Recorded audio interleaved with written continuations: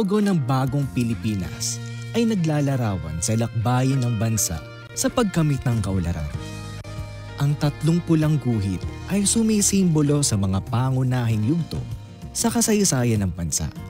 Ang dalawang asul na guhit naman ay sumisimbolo sa mga layunin para sa kinabukasan. Isang progresibong Pilipinas na nagsusulong at gumagamit ng teknolohiya para sa tuloy-tuloy na kaunlaran.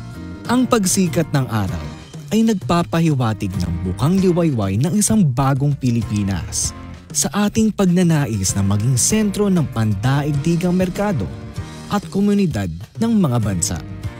Ang tatlong bituin ay sumisimbolo sa patuloy na pagningning ng bansa habang inaabot ang pinakamataas na rurok ng kaunlaran. Ipinakikita rin nito ang tatlong haligi na silang magsisilbing gabay sa pagkamit ng bagong Pilipinas. Pagbabago sa isip, salita, at sa gawa.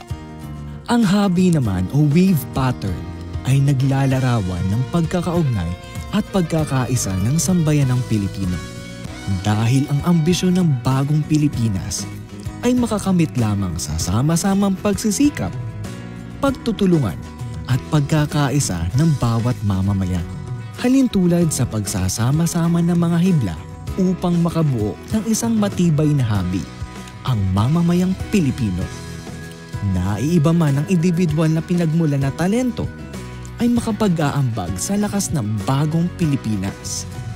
Sa pangkalahatan, ang logo na ito ay sumisimbolo sa mga layunin ng Administrasyong Marcos para sa bansa, na siyang nagbibigay diin sa pagkakaisa, pakikilahok at kultura ng bayanihan bilang mga hibla at sangkap sa ganap na pagsasakatuparan ng ating mga pangarap sa bagong Pilipinas.